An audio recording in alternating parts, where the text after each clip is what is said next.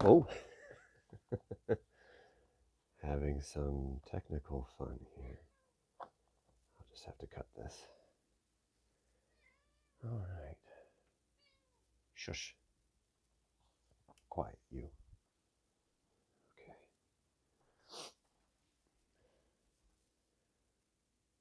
All right. Hello there. I finally get this technical stuff worked out. Ow, cat. Ow. So, that being said, hello. This is John again. I've got a real quick um, review for Prey. Watched on Hulu, 20th Century Fox. I guess it's somewhat prequely to Predator. Set in 1719, there's a small Comanche clan that is basically set up against a predator. And the young woman Naru and her dog Sari, spoiler alert, Sari lives. I was actually like the whole movie, I'm like, oh, this dog is awesome. And I'm really worried that something is going to happen to the poor thing. And it didn't. It was awesome. Like it didn't come out completely unscathed, but it still lived and did an awesome job, and it was a very good dog. And apparently I just saw a blurb that the dog in was like a rescue, and they rescued kind of just for the movie, and it was a bit of a handful, but everyone was just sort of like in love with the dog anyway, which makes sense because it was a good doggy. Unlike this cat right now, who's just trying to get my attention. So anyway, I think it's Amber Mid Thunder plays Naru, and she did awesome. One of the things that I think is cool about it is that they didn't try and do a whole bunch of dumb stuff with it. They didn't try and make this whole big production about all these people and things and like all these monster movies now. Look at like the Godzilla and Godzilla versus Kong. Where the hell are the damn monsters fighting? Pacific Rim. Why am I watching these a bunch of people with daddy issues when you're supposed to be showing me big robots and big monsters fighting? I don't care about the rest of this. So what it did is that it stripped a lot of stuff back down, went kind of old school Predator with it, and went like, oh, there's this thing here that's tearing stuff up, and we're gonna, we think it's a bear, we think it's this, and we find out it's more than that, and it's killing dudes left, right, and center. There's a French trapper contingent at one point in time that they come in, are really shitty, and then get horribly murdered. And actually, when you watch it, you're not really sad about it. It's almost sort of like you are here. In some like horror movies, it's like, oh, this usually loudmouth jock horn dog asshole is you're pretty glad when he gets like murdered. The was it Freddy versus Jason, like in the very beginning, the guy that Jason like folds up in the bed. It's like, I'm not sad. You're kind of cheering about that a little bit, and that's kind of what you are with like the French in this. So, but yeah, she's the mom says like, you're so good at all this other stuff, and she's knowledgeable about healing. Her brother in this acknowledges that she sees stuff he doesn't, that she's a really good tracker, she's good at medicine and all this, so she's got all this stuff. Mom's like, well, why do you still want to do like this hunt? And they have a certain word in their language for like this, a hunting of a thing that can hunt you, basically. And she kind of takes part in that, and her ideas end up being successful, even if she might not be 100%. But it still shows that, hey, you can see her learning, you can see her adapting, you can see her being very intelligent and adaptable in all these situations, but also just a straight badass. Like she's like fighting dudes, even like the people of her own people who are trying to take her back when she's kind of off, like looking for all this other stuff, and the predator when they don't know what it is yet. And then and she like beats the snot out of one of them, and like they have to like use someone else and trick her in order to get her back. She's fighting dudes like some of the French guys and stuff, and like even fighting the predator, like she's like yeah, she's tricksy, and yeah, she's intelligent, and yeah, she like sets things up and traps and things like that. But when it comes to throw down, she can do that too. So it's like you have in a movie where it's like it's again it's pretty straightforward, just like the original one of it's there's we're in this environment and there's this thing that's hunting people who can hunt.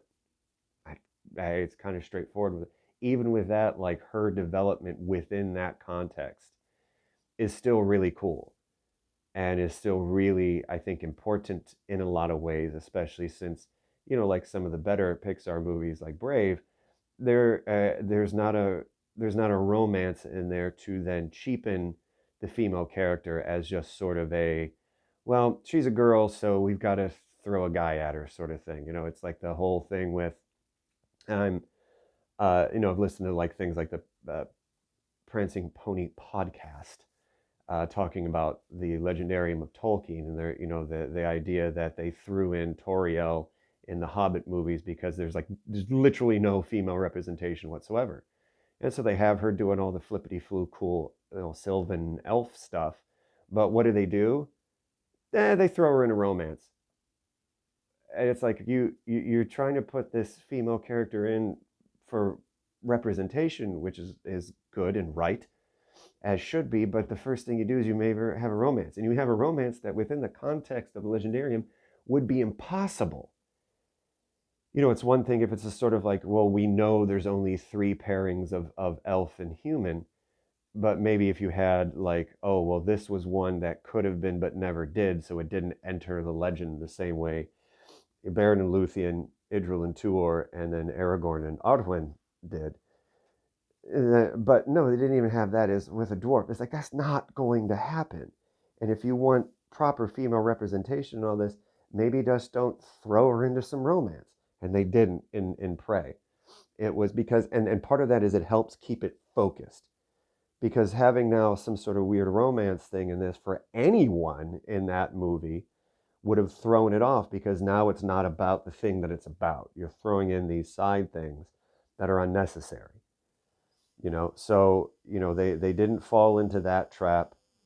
They didn't fall into a trap of all she is really smart and clever and tinkery with things, and then they need someone else to kind of, when she initiates her plan, they need someone else to help her, save her. No, she had help, like her brother helped her at a couple key moments and things like that, but it came down to it, she was the one who did all the things. And yeah, there was help, and that's reasonable because everyone kind of needs that from time to time anyway.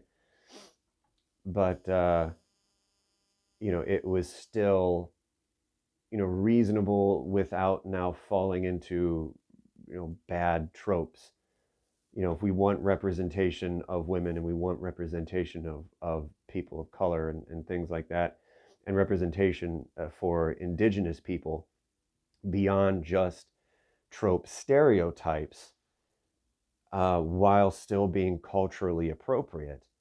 I think this did that too. So it's I think it's a really good movie in a lot of ways. Just straight up watching a really cool Predator movie, in the vein of the original, while having, the sort of our contemporary modern sensibility of representation of things appropriately, as opposed to, hey, no, well, we stuck this Indian in here and that's fine. We throw a woman in there, so stop bitching. No, it wasn't. It was done appropriately. It was done respectfully, and it was done reasonably. Where it wasn't now all of a sudden, oh, this, I don't know how old she's supposed to be. I mean, she looks late teens, early 20s, maybe. I don't know. They didn't really get into how old she was supposed to be.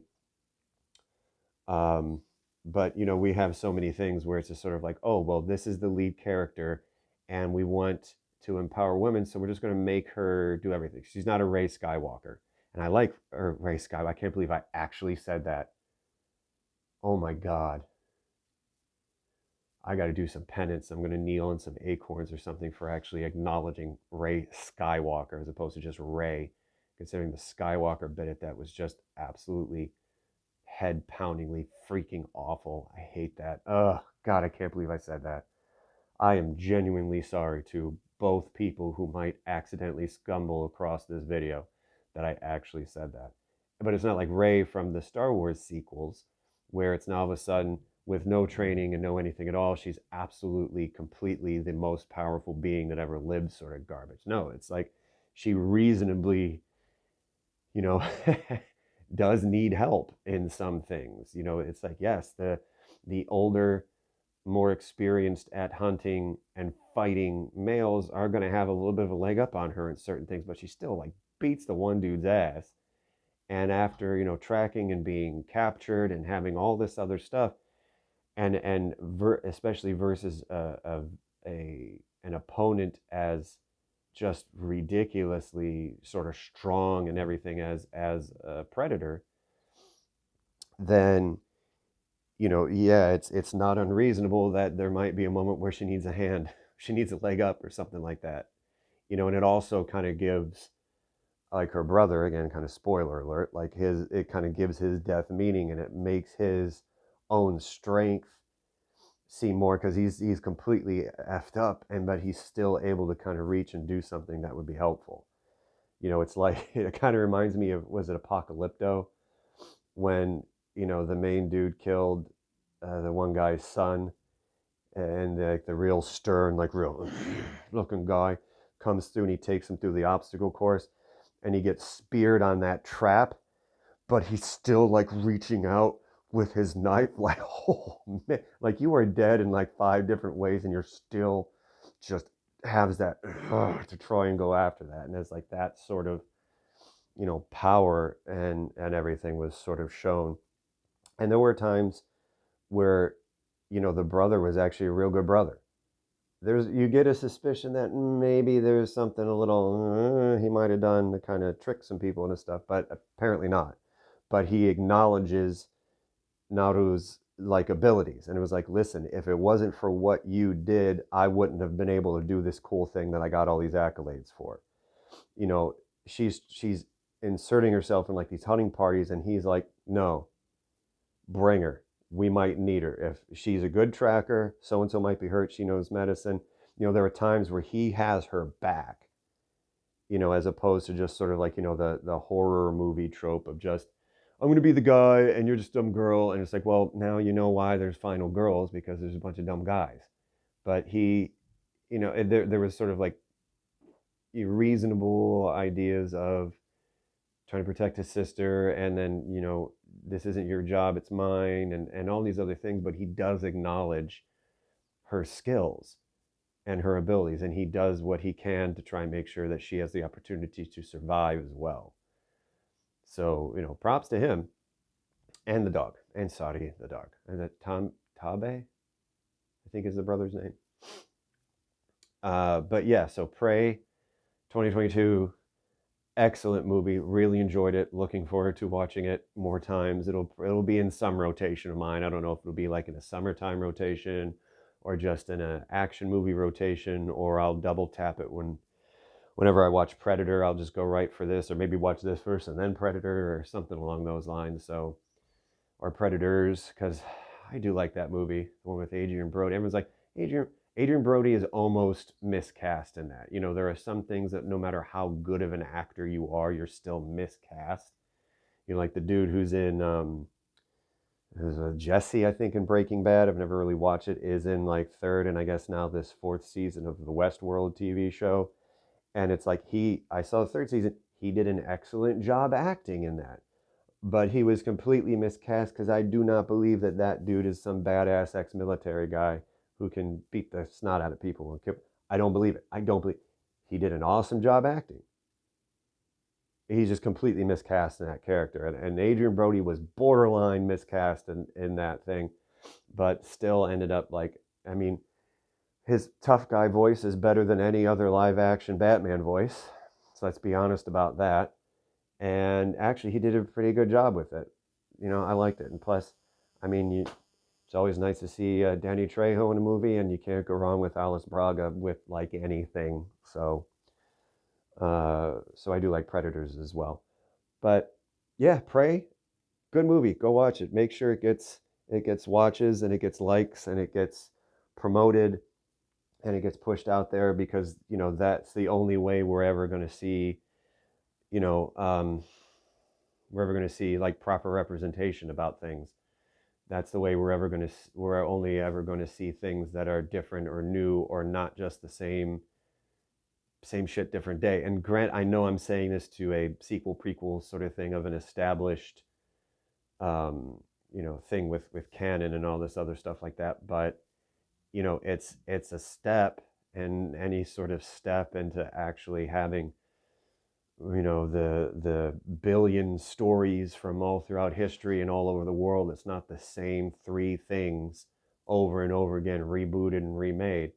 The only way we're going to do that is if people's minds are changed, and that make the decisions for this. And hopefully this also means that studios will keep their damn hands off of people's movies too, because how many movies, if you watch some of these, was it Joe Blow movies or something like that? They have these WTF happened to this horror movie thing, and there's so many times where I watch these things and it's like, and this was going to go on, and this was going to happen in the script, and then of course, then the studio got a hold of it, and a bunch of times it's Harvey Weinstein. It's like, uh, and we didn't know at the time what an absolute rapist predator he was, but we did find out what an absolutely horrible, horrible producer that he was, because they ruined this and they ruined that and they shoved this and ruined Dino De Laurentiis with David Lynch's Dune. Same thing.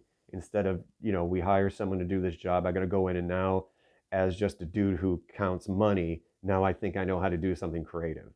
Ugh. But the only way we're going to get people to lay off with that is if there are different and creative and interesting things from not just the same two ideas over and over again. So Prey was really awesome. And yeah, it's just a good movie. It's just a straight up good movie. It's just a straight up good action movie. It's a straight up good Predator movie. It's a straight up good, like, badass feminine movie. It's a straight up good if you're interested in you like the movies with indigenous representation. It's awesome for that too. It's a straight up really damn good movie. You should watch it many times. All right, I'm out. Peace.